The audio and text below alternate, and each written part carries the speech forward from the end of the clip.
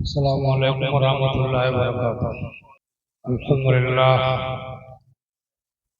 अल्हम्दुलिल्लाह कफ़ा वस्सलातु वस्सलामु अला सय्यिदना व मौलाना मुहम्मदिल मुस्तफ़ा व अला आलिहि व अस्हाबिहि अहलिस सिद्क़ि वस्सफ़ा। अम्मा बअदु फ़अऊज़ु बिल्लाहि मिनश शैतानिर रजीम। बिस्मिल्लाहिर्रहमानिर्रहीम। क़ुल इन्नल मौतल्लज़ी तफ़िर्रून मिन्हु फ़इन्नहु मुलाक़ीकुम सुम्मा तुरद्दून इला आलिमिल ग़ैबि वश्शहादह फ़युनब्बिउकुम बिमा कुन्तुम तअमलून।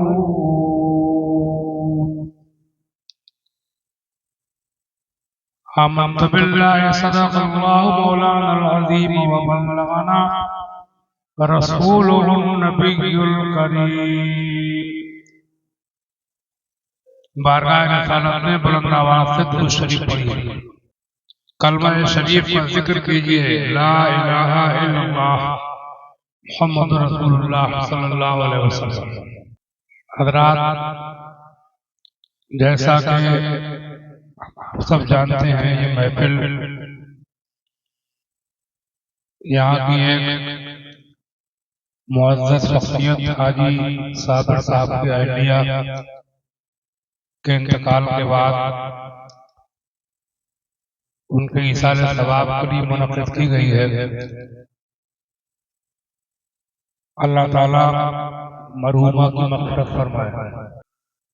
आज मैं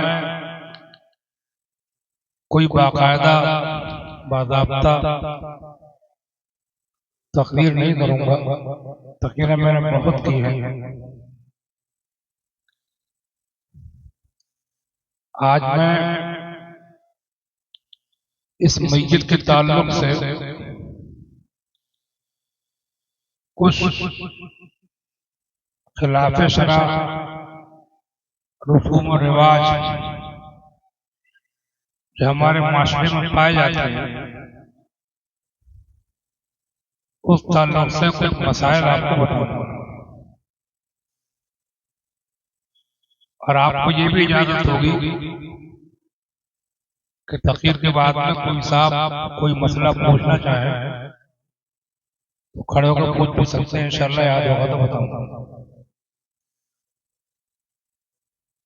और जहां तक तक़रीर का ताल्लुक है, देखो,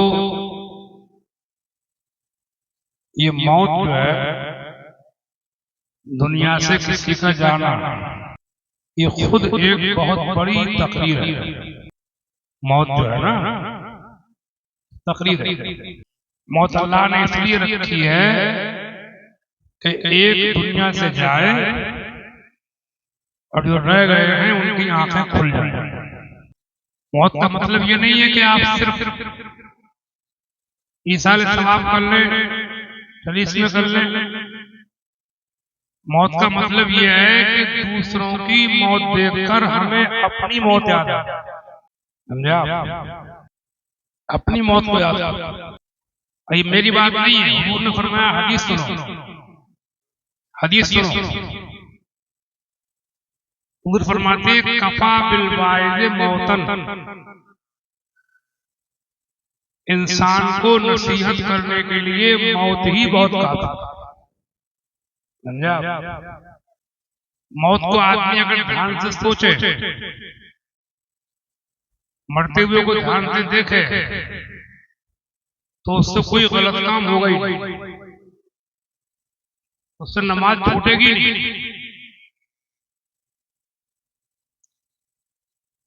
मौत को आदमी ध्यान से गौर कर ले तो मुझे उम्मीद है कि वो गरीब रह लेगा मगर किसी की बेईमानी नहीं करेगा,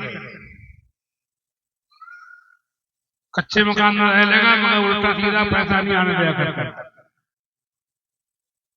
अगर आदमी मौत को याद कर ले तो उसका दिल खुद ब खुद तमाम नाजायज काम, जुए, शराब, गाने, तमाशे, ढोल धमाके, रंगरेलियां, इन सबसे खुद ब खुद हट जाएगा। मौत को याद कर ले तो आदमी परेशान हो लेगा मगर दूसरे को परेशान नहीं करेगा,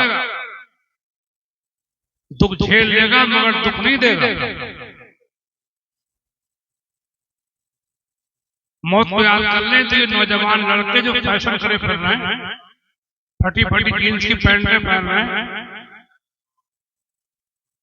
शौकीन बन रहे हैं, ये सब भूल जाएंगे, ये सब मौत को भूल गए। देखो मुसलमान के शौक पूरे करने की औरतें भी सुनती होंगी, इनसे कह दो खामोश जाके जरा सुन लें। मुसलमान के शौक पूरे करने को दुनिया नहीं बनी है, मुसलमान के शौक पूरे करने को जन्नत बनी है। मानो या मत मानो, यहाँ तो जैसे ही काट जाओ मुसलमान से कहा गया, मैं आपको आयतें सुनाता, हदीसें सुनाता, मुझे याद भी है अल्लाह के तौफीक से कि मेरे थोड़े कहे को बहुत समझो। यहाँ तो जैसी है काट जाओ और कटेगी, ऐसे कटे जाए वैसे कटे, कटना है कट लग रहा है ऐसे, समझा?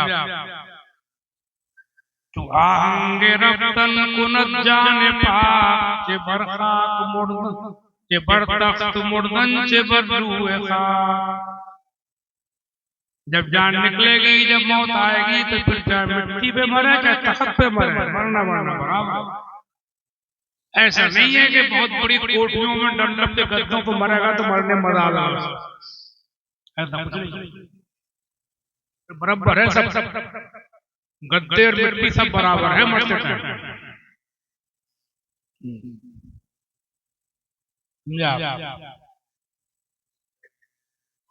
असल में 3 बातें होती हैं,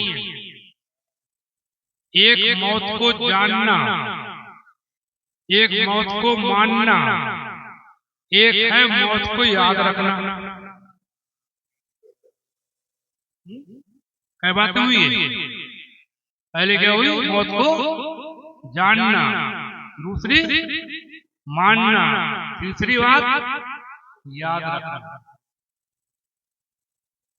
सब जानते हैं मरना, मुसलमान तो मुसलमान, गैर मुस्लिम भी जानते हैं, बल्कि वो दहरिये होते हैं, कौम है दहरिया कहलाती है, वो अल्लाह को नहीं मानते, मजहब को नहीं मानते, क्योंकि मजहब ये रखते, अल्लाह को ही नहीं मानते, वो भी मौत को मानते, जानते हैं, मानते हैं, मानते भी सभी, जानते भी सभी। लेकिन मोमिन की शान जो है, मुसलमान का मकाम, वो मौत को जानना मानना नहीं है, मुसलमान का काम है मौत को याद रखना। मेरी बातें सुन लो, मैं आ गया हूँ, अल्लाह ताला कबूल कर ले।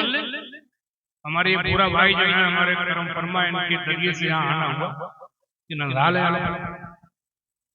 तो मुझे कोई नजराना किराया मत दो, मेरी गाड़ी का तेल तक के पैसे मत दो, मेरी बातें याद रखो, मैं कोई पेशा करने नहीं आया हूं, समझे?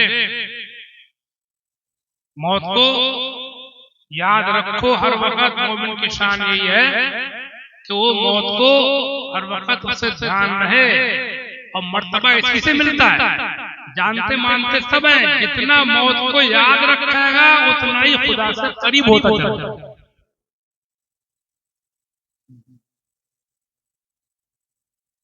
समझा? मौत को याद रख लेगा तो वो परेशानी उठा लेगा, किसी को परेशान नहीं करेगा। हर वक्त हमें ध्यान रहे कि मरना है, कारोबार करते चलते फिरते उठते बैठते, ब्याह शादियां करें तब भी ध्यान रहे कि मरना है, दूल्हा बनकर निकले कभी जनाजा बन के भी निकलना।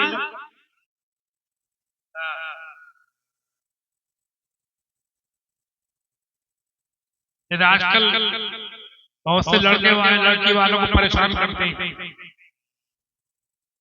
को लौंडे वाले बन गए, लौंडे वालों का खून पी रहे हैं, नकद पैसे मांग रहे हैं, ले रहे हैं, दहेजों की फरमाइश है, गाड़ियों की फरमाइश है, कारों की फरमाइश है, सोफे ऐसे, फर्नीचर ऐसे, बेड ऐसा, खाना ऐसा, नाश्ता ऐसा इत्यादि लेकर आएंगे। ये शादी नहीं हो रही है, ये हो रही है लूटमार। शादी होती थी पहले, अब शादी के बहाने लुटाई हो रही है। और मत मानिए मेरी बात का, लौंडे वाला बन गया, जरा इधर को लूट रहा है, उससे रहम नहीं है, कहीं से ला कुछ भी कर। एक बात और याद रखो, मुसलमान सिर्फ नमाज पढ़ने, दाढ़ी रखवाने, हज कर लेने से ही पक्का मुसलमान नहीं बनता है। पक्का मुसलमान जब बनता है जब उसके दिल में रहम भी हो। क्या हो? अपने ज्यादा औरों की फिक्र, किसी को दुला के हंसे तो क्या, किसी घर बर्बाद करके अपना घर बर्बाद आबाद किया तो क्या, किसी को दुख दे के सुख पाया तो क्या हुआ? गलत है। आप समझते हो नमाज पढ़ ली, हज कर लिया, दाढ़ी रखा ली, टोपी ओढ़ ली, पक्के मुसलमान बन गए, तो आप धोखे में।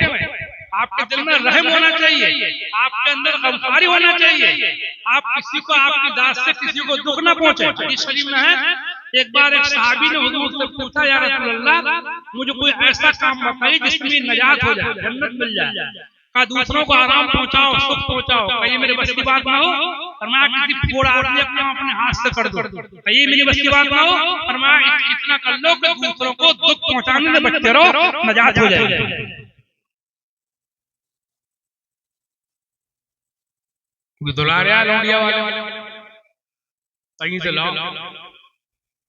देखो जब जनाजा बन के निकलोगे, घर से मैयत उठेगी तो पीछे घूम के भी नहीं देख पाओ, कहाँ पे सोफा पड़ा है, कहाँ पर फर्नीचर पड़ा है, कहाँ पर बेड है, कहाँ पर कार है, कहाँ के नाश्ते खाने हैं, कौन कौन सी क्वालिटी के फर्नीचर है, ये सब घूम के देख भी नहीं पाओगे। जब जनाजा निकलेगा घूम के देख भी नहीं पाओगे। और तुमने किसी के साथ नेकी की है, किसी गरीब की बेटी के साथ तुमने अगर रिश्ता कर लिया है, इंशाअल्लाह मुझे यह उम्मीद है कि नेकी कब्र में उजाला बन के चमकेगी।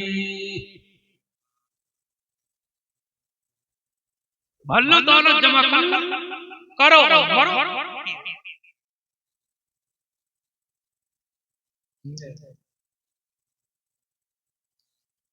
बरादरियां हैं, रिश्तेदारियां हैं, एक दूसरे से अपनाइयत है, समझे। और सबसे बड़ी बात यह कि मुसलमान है, इंसान है, मुसलमान है।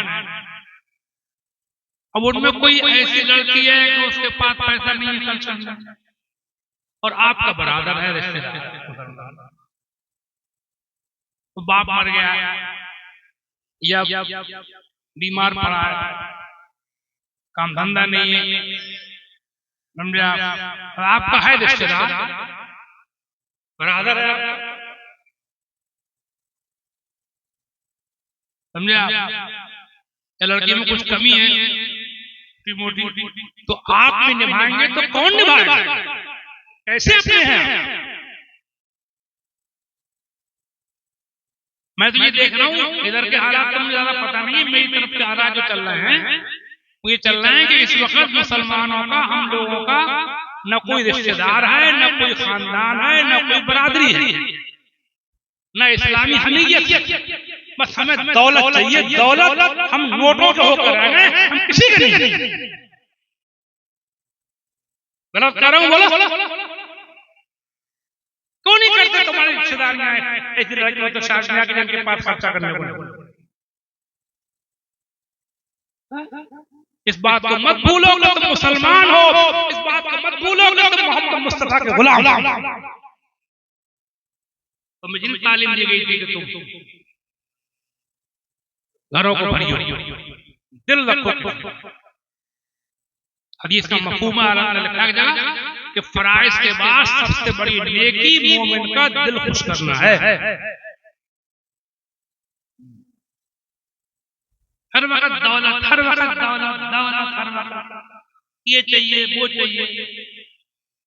ये बुढ़े बुढ़िया हैं, इनसे ये नहीं होता है कि लौंडों को समझावे बेटा अपनी बरादरी है, रिश्तेदारी है, तेरी माँ का रिश्तेदार है, हमारा रिश्तेदार है, उसकी बेटी है, बाप नहीं मर गया, बीमार है, खर्चा करने को नहीं है, बेटी में कोई थोड़ी बहुत कमी है, अपना नहीं करेंगे तो कौन करेगा? तो उनको समझाओ ना, उनको समझाएंगे नहीं बल्कि बुढ़े बोलिए और दादा लड़के कर लेंगे, बुढ़ा नहीं करेगा, बुढ़िया नहीं। जिम्मेदारी बहुत बढ़ गई। एक लड़के ने हमारे यहाँ तकीन सुन के निकाह कर लिया, बाप मर गया था, 4 बेटे जवान गरीब, कारचोर भी करके पेट पाल रही थी, कहाँ का खर्चा बराबर। वो एक लड़की ले आया निकाह करके ऐसे बगैर बराबर, तो घर वालों ने उसको घर से निकाल दिया कि तुमने सादा निकाह क्यों करा, जबकि सादा निकाह सुन्नत है, ये बारात ले जाना, ये और ठाट बाट, ये बहुत से लेन देन, ये सब सुन्नत के खिलाफ है। कोई सहाबी बारात लेके नहीं गया, अल्लाह के रसूल कोई बारात लेके नहीं गए, आपकी बेटी में कोई बारात नहीं आई है, आपके 1 लाख सहाबी हैं, एक सहाबी भी कहीं कोई बारात लेके नहीं गया, सब निकाह सादा होते थे। उस सादा निकाह को बुरा समझने लगे, ये हालत हो गई हमारी कौम की, अल्लाह से रहम फरमाए। और माँ बाप घर से निकाल दे रहे हैं उसको, सादा निकाह कर लिया, कितनी दूर पहुंच गए, सिर्फ नारों तक रह गए, जलसों तक रह गए, जुलूसों तक रह गए, झंडों तक रह गए। इन झंडों नारों से तुम आशिक़ रसूल नहीं बनोगे, तुम आशिक़ रसूल जब बनोगे जब तुम्हें कोई बरत के देखे, तुम्हारी ईमानदारी देखे, सच्चाई देखे, तुम्हारा भोलापन देखे, तुम्हारा खलूस देखे, तुम्हारी कनात देखे, तुम्हारा सब्र देखे, तो कहे जाए मुसलमान इतनी अच्छी है तो मोहम्मद कितने अच्छे होंगे। जब ये इतने अच्छे हैं तो अपना उम्र कितना अच्छा, ऐसे बनो तब बोलोगे आशिक़ रसूल कहलाओगे।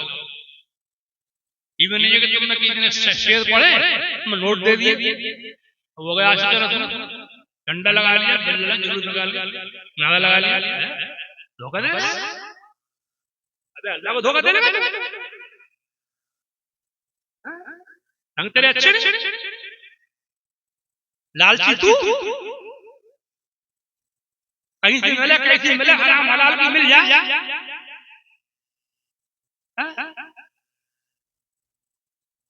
खाली झंडा लगा के बनेगा इसका किरदार हो तेरा, झंडा जुलूस मना नहीं है, असली इसके रसूल ये है हमें देखे तो हमारे नबी की याद आ जाए, तो ये इतने अच्छे हैं तो पैगंबर कितना अच्छा हुआ, ये बात पर